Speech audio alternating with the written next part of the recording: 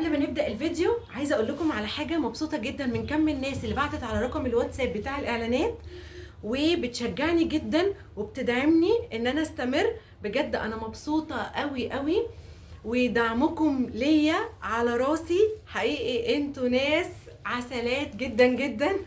انا مبسوطه ومش عارفه اقول ايه، لاني الحقيقي متفاجئه قوي. كلامكم طبعا ودعمكم هو اللي هيخليني استمر، اذا كان على عالم سهى او على قناه سو التانية. ان شاء الله باذن الله واكون عند حسن ظنكم، وشكرا جدا جدا تاني لدعمكم ليا. عاملين ايه؟ يا رب تكونوا كويسين، وحشتوني جدا جدا. جايه لكم النهارده بشويه تغييرات وتجديدات، من ضمنهم حاجات انتوا اللي قلتوا لي اعملها. النهارده جبنا حاجات كتير جدا، من ضمنها حاجه المدارس وديكورات للشقه وحاجات كده طبعا انتوا واخدين بالكم. ودي بقى مفاجاه جامده جدا جدا، حاجه بصراحه كان نفسي فيها من زمان وما صدقت ان انا جبتها. ولما جبتها ما تخيلش اللي هي هتطلع بالجمال ده، وكمان سعرها عجبني. بصوا انتوا هتشوفوا في الفيديو النهارده حاجات حلوه كتير. عايزه بقى لايكات كتير كده وتشجيع كتير وكلامكم الحلو اللي بيشجعني ده، عشان تشجعوني كده اعمل حاجات اكتر. طبلوا بقى، طبلوا زي ما انتوا عايزين، حلو وجميل ورائع وكل حاجه كل حاجه. ليه بقى؟ عشان سهى صارفه ومكلفه. تعالوا بقى كده اوريكم اول حاجه المدرسه كده في السريع اللي احنا جبناها. دي اول حاجه اصلا احنا جبناها. الزن بيشتغل يا ماما، عايزين حاجه المدرسه يا ماما، عاوزين اللانش بوكس. فجبنا حاجه المدرسه اول حاجه واللانش بوكس. انا اخر واحده منزله حاجه المدرسه. الناس كلها نزلت ودخلت المدارس وانا لسه فاكره انزل دلوقتي. ما احنا جايبين الشنطه والاول. طب يلا هاتوا يلا الشنطه. تعالوا ورا الشنطه الاول. وحتى انا كمان جبت لنفسي حاجات زيهم بالظبط، لانش بوكس. انا جبت لنفسي لانش بوكس. ده بقى اللانش بوكس اهو بتاع فيروز. حلو جدا. بيتفتح كده وجواه معلقه، واللي هي الحته اللي هي المتقسمه دي، ومن جوه كده اللي هو البوكس بتاع السندوتشات بيتقفل كده. ده اللوك بتاعه. ما تيجوا حلو جدا جميل. عجبني كمان الخامه بتاعته ان هي جامده. بس استني انا اوريهولكم. اصبري. هاتي يا فريده اللانش بوكس بتاعك. مش هيصبروا، هيحرقوا كل حاجه، كل المفاجآت هيحرقوها كل حاجه. دي بقى هاتي يا فيروز شنطتي. دي الشنطه بتاعه فريده. الشنطه دي احنا جايبينها من وسط البلد. كان سعرها حلو قوي. اهي شنطه فريده وشنطه فيروز اهم، واستيكه ومسطره. وايه تاني؟ واللانش بوكس بتاع فيروز في فريده. ايه دول ازازتين الميه، هم عجبوهم قوي الازايز دي. ما بحبش الحاجات اللي فيها شفاطات وكده، عشان لما بتيجي تتنضف ما بتتنضفش كويس. ماما ما تنساش يابان. ماشي. وده اللانش بوكس بتاع فريده الكبيره، نفس بتاع فيروز بس لون تاني. حلو قوي، حبيته. احنا اخر ناس بنوريكم حاجه المدرسه. ده حقيقي. يلا اوريكم انا بقى اللانش بوكس بتاعي. هتقولي يا سهى جايبه لي؟ هقول لكم ما اعرفش. انا بعد ما طلعت الشقه غيرت من العيال وقلت انا لازم يكون لي انا كمان لانش بوكس. يا جدعان، ماما شطت عليه. دي ماما شطت عليه شباب. ده بقى اللانش بوكس بتاعي وعجبني جدا جدا. بصوا شكله. في معلقه باين ولا ايه؟ بصوا استنى هطفي الرينج لايت عشان يبان. اهو كده هيبان. بصوا نفس بتاعنا. حلو قوي. في من هنا كده بيتفتح كده. ايوه كده نفس العادي اهو. بصوا دي شفافه كده، وهنا في معلقه او شوكه ومتقسم كده. وده البوكس بتاعي. عجبني جدا جدا، وقلت لازم انا كمان يكون ليا لانش بوكس. انت واحده صغننه بتروحي الحضانه وكل شويه بتروحي. انا واحده صغننه بروح الحضانه ولازم يكون ليا لانش بوكس. جبت ايه لنفسي كمان؟ استنى ما اوريكم. يا جدعان الشوكه دي معلقه، شوكه معلقه، يعني ممكن تاكلوا بيها اللي باقي اي خليه. حاجه. ماشي وريهم. جبت الكشكول ده كمان، عشان ده طبعا عشان ايه؟ شغلي واوردراتي وتحضيراتي وكل حاجه. اهو بصوا، عجبني جدا وحسيته كده مشجع، يعني يفتح نفسي. اهو ارجعي ورا كده، يفتح نفسي على الشغل وعلى يعني يحمسني يعني. وحتى لسه ما فتحتهوش. مكتوب عليه اقدارنا مكتوبه فلنعش بسلام. حكم، كشكول بيقول حكم. تعالوا بقى افتحوا كده ايه معاكم. بصوا اخر الفيديو هقول لكم اسعار كل حاجه مره واحده، ماشي؟ عشان ايه ما نتوهش كده من بعض. في اخر الفيديو هقول لكم اسعار كل حاجه. بصوا الكشكول تحفه، حلوه قوي قوي قوي. ايه ده؟ يو ديسايد، انت صاحب القرار. جامد جامد. جبت كشاكيل كتير واجندات كتير، بس ده عجبني قوي. هناك اشخاص لا يعملون، لا يغامرون، فقط يراقبون وينتقدون. شايفاكم يلي بتراقبوا، شايفاكم اصلا. انتوا ما تعرفوش ان انا شايفاكم، بس انا شايفاكم. كلنا عندنا في حياتنا ناس بتراقب وبتشاهد، وفاكرين هم مستخبيين، بس هم مش مستخبيين، انا شايفاهم اصلا. ما علينا. استنى. من المتعة ان تحاول فعل المستحيل. ده ما بين كل شوية في رسمة زي كده وفي كلام، يعني في جملة كده ايه زي تحفيزية او حاجة زي كده يعني. كي تصل الى كنزك عليك ان تعبر الطريق الى اخره. جامد جامد جامد، عجبني جدا. اهو هقول لكم برده سعره في اخر الفيديو. بصوا بقى، استقولي بقى كده. المره اللي فاتت لما نزلت لكم جوله في شقتي كلها، وقلت لكم ايه اول حاجه قلت لكم عليها؟ ان الصاله عندي عريضه معفنه. اسكتي اسكتي. الصاله عندي عريضه، الحافظه صغيره شويه.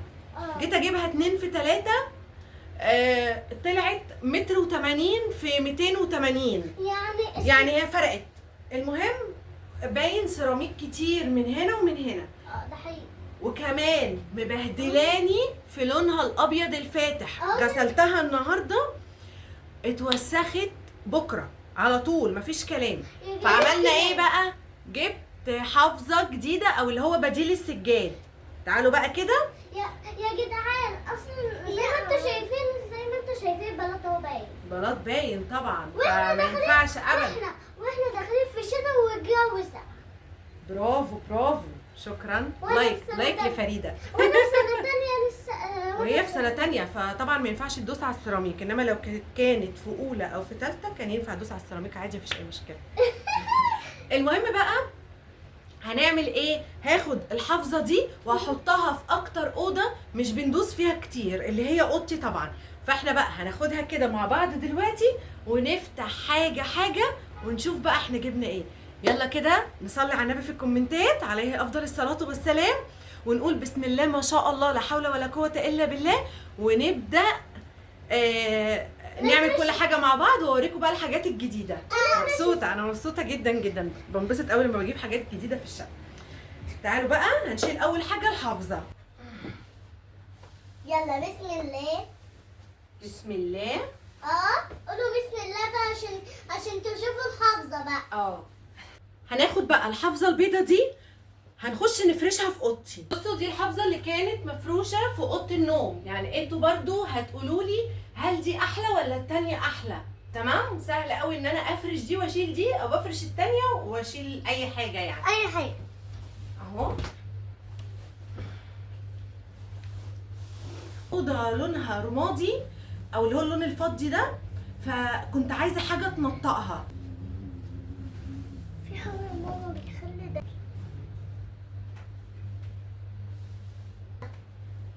طلعت كبيره. بصوا كده، مش انا قلت لك؟ بصوا طلعت كبيره شويه، يعني الحرف ده كله مش عارفه بقى اتنيه ولا اعمل ايه. كده انا اتلخبطت، مش عارفه اعمل ايه بالظبط.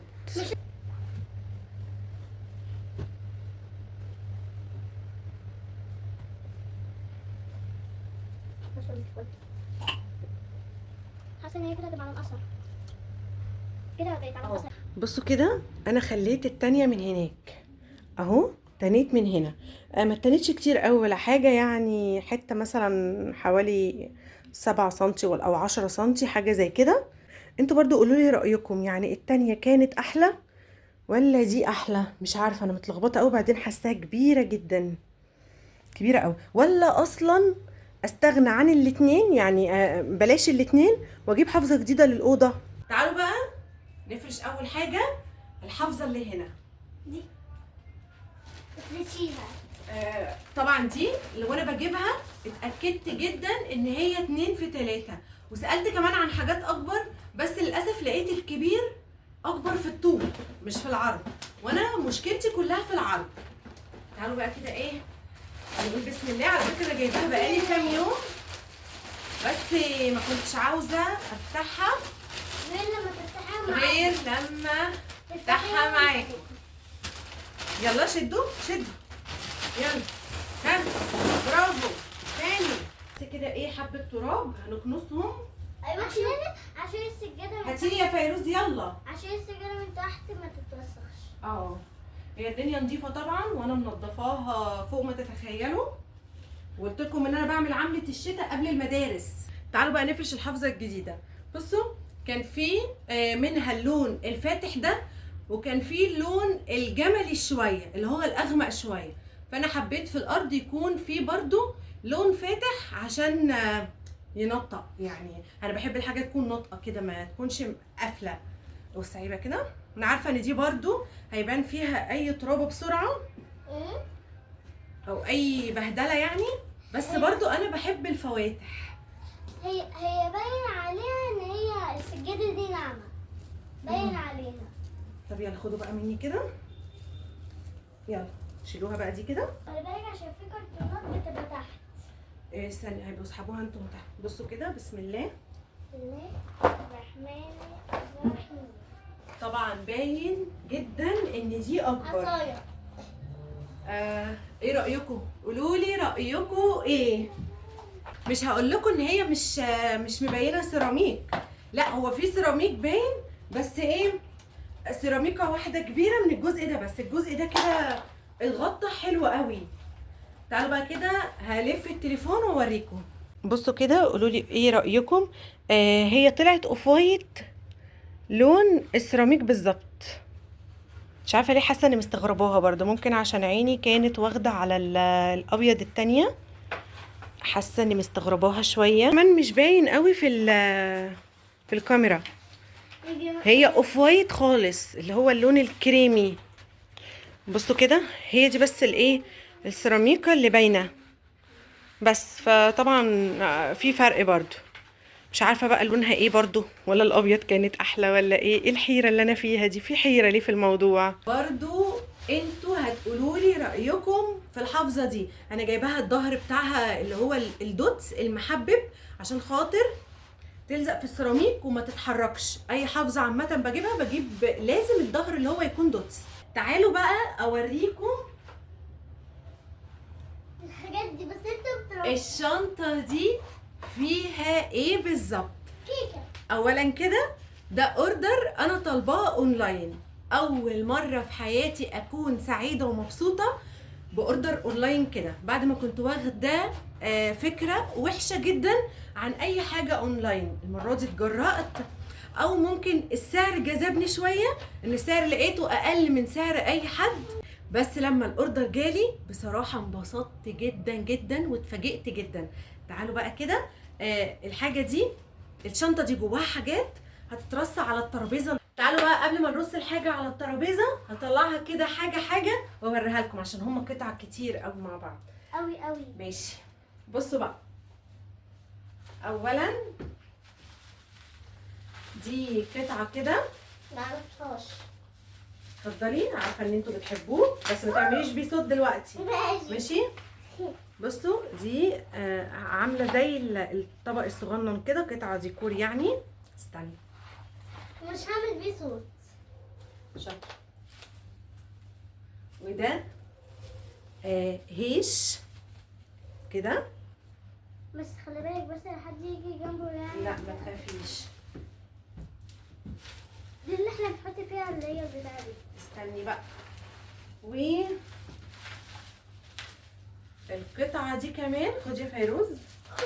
طب انا كمان. خدي انت واحدة واختك واحدة. بصوا القطعة دي بس هطلع لكم الباقي بتاعها. هاتي يا ماما ثواني ثواني يا ماما. دي بتتحط كده وكده وبتتحط كده على دي. ماشي. بصوا طبعا بدأت تبان الرؤية ايه، بس لسه ده لسه في حاجات كتير. بصوا شايفين دي كده اول حاجة. ماما النموذج ده بيحب النموذج. استني بقى. وفي كمان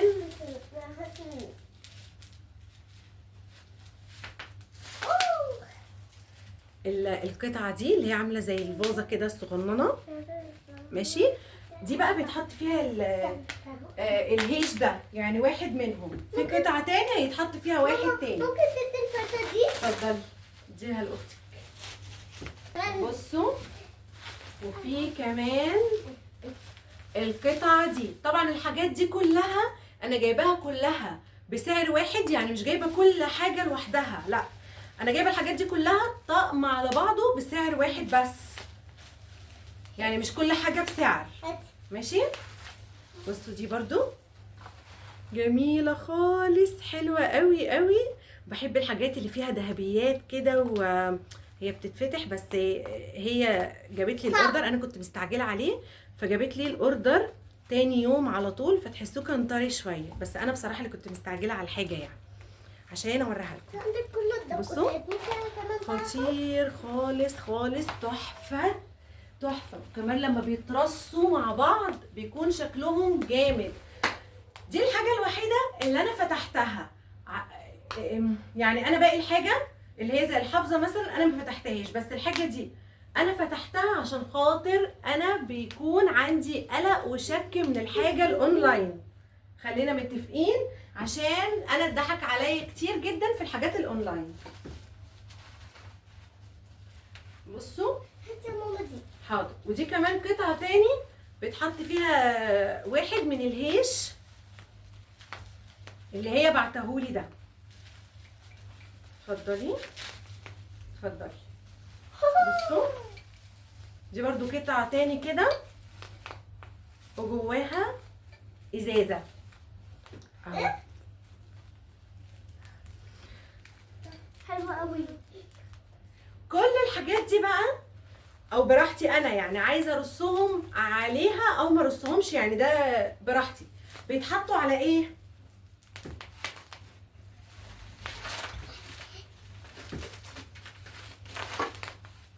بيتحطوا على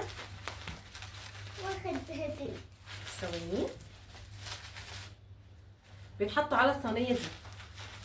بصوا من كتر ما انا فرحانه بالحاجه وخايفه عليها بعملها باحساس جدا وبالراحه جدا جدا.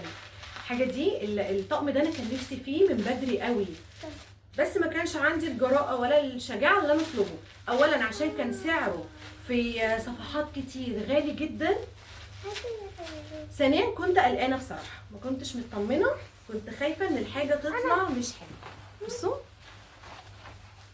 بصوا الحروف ذهبي، وانا حاسه ان هي مش باينه هنا كده، مش باينه. بصوا كده باين ولا مش باين؟ اهي الحروف كلها ذهبي، ومكتوب هنا اللهم بارك هذا البيت. اطفي لكم الرينج لايت يمكن تبان. بصوا هي بقى الطقم ملعلط. لقيتها كمان هي بعتالي هديه، يعني هديه على الطقم، هديه منها هي. ماشي تعالوا اوريكم ايه هي برضه. حط دي هنا. ولا الحاجات دي اسمها كونكريت تقريبا كده. كونكريت. مش عارفه كونكريت ولا اسمها ايه، مش عارفه انا بنطقها صح. هي اسمها كده بس انا مش عارفه بنطق صح ولا لا. بعتالي القطعه دي كده الاسود في الشغل الفضي اللي بيلمع ده، وعليها ايه بقى؟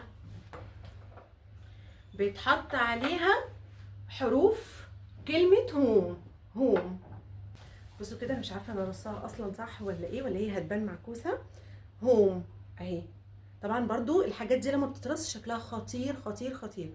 طبعا دي انا هحطها في مكان مش جنب الابيض خالص، وتقريبا برضو مش يعني مش في الصاله خالص، لان الصاله ما يمشيش معاها اللون الاسود.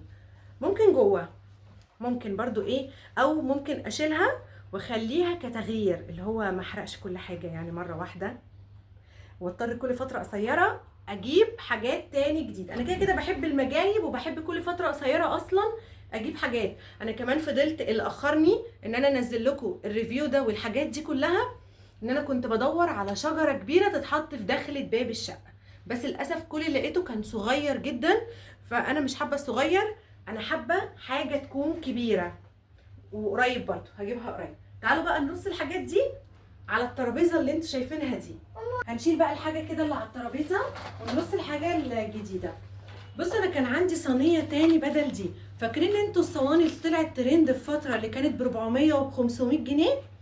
انا بصراحه رحت عشان اشتري واحده، فاستغليت السعر قوي، رحت عملت انا واحده اتكلفت عليا 80 جنيه بس. هي للاسف انا غلطت غلطه، ان حطيت على المرايه بتاعتها حاجه سخنه شويه فطقت. كانت تحفه وعجباني جدا، بس انا هعملها تاني. يعني انا هعملها تاني وهوريها لكم، واقول لكم عملت ازاي الصينيه ب 450 جنيه، يعني ب 450 و 500 جنيه دي عملتها ب 80 جنيه. مش بتاعتي.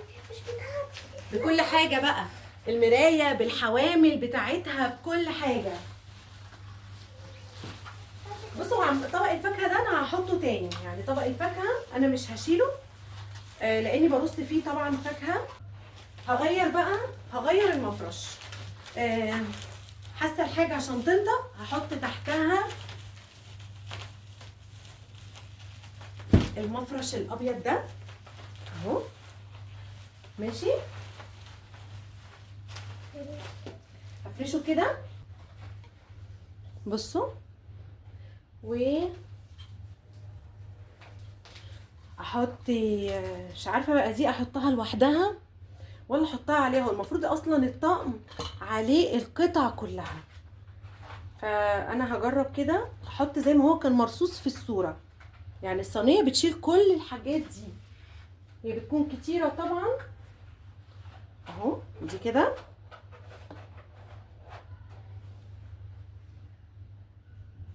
ودي مش عارفه كده. فظيع فظيع فظيع فظيع، حلو قوي، عاجبني لدرجه فعلا لا تتخيلوها بجد. تسلم ايديها، طبعا الحاجات دي هي اللي بتعملها، تسلم ايديها على التحفه جدا دي. انا بعشق الديكورات اصلا، بحب الحاجه اللي اجيبها تكون تستاهل ثمنها، فانا بصراحه حاساه يستاهل اكتر من ثمنه بجد. بصوا، طبعا هي اصلا التعامل مع البنوته دي ده مش اعلان ولا حاجه يا جماعه، انا دي حاجه اشتريتها ودي شهاده حق انا بقولها. يعني التعامل معاها اصلا مريح. يعني تخيلوا الفلوس، كان اصلا اليوم ده كان النت عندي فاصل خالص وما كانش معايا داتا. الحاجه وصلت لي قبل ما احول لها الفلوس، ومفيش ما بيننا اي سابق معرفه اصلا، يعني وما نعرفش بعض. بصوا ايه رايكم كده؟ متهيألي كده تحفه، خطير جدا جدا جدا بجد، حباه لدرجه لا تتخيلوها. قولوا لي يعني كده تمام، ولا في رصه تاني تكون احسن، ولا اطلع مثلا ده بره واحط دي كده ودي كده على اساس يبانوا، ولا ايه؟ قولوا لي انتوا كده ايه. ودي لوحدها مش عارفه، حاسه ان ارص الحاجه كلها مع بعضها احسن.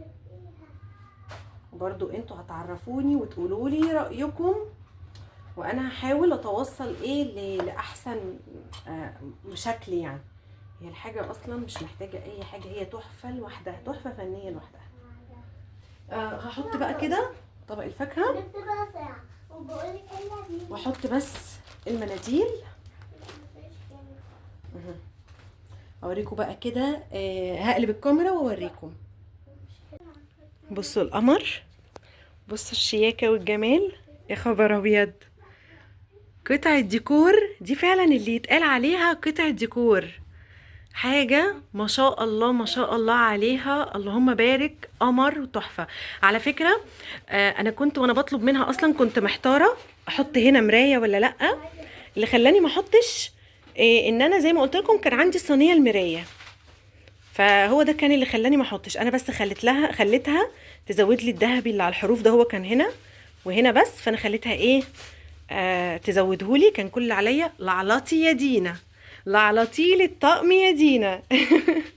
فانا بحب الحاجات الذهبيات كده واللي مليانه شغل والحاجات المدندشه والكلام ده. بصوا كده، خطيره خطيره، حاساه اصلا مش عايز تحط اي حاجه تاني جنبي. انا بفكر اشيل كل حاجه من جنبي اساسا. بصوا كده، مش عارفه ليه حاسه ان هو عايز يتجاب في نص الترابيزه. نعمل دي كده في النص طبعا احلى كتير، في نص الترابيزه احلى. يعني هو عايز يتحط بس لوحده. عندها اطقم من دي طبعا اشكال مختلفه كتير جدا، حاجات فيها ذهبي، حاجات ما فيهاش ذهبي، الوانات تانية كتير. بصوا دي مبخره، دي هنا بقى ايه يتحط الفحم كده وانا طبعا بعشق المباخر. انا قلت لكم عندي مليون مبخره، كل شويه بجيب مبخره. بصوا، ولا اطلع دي كده بره مثلا.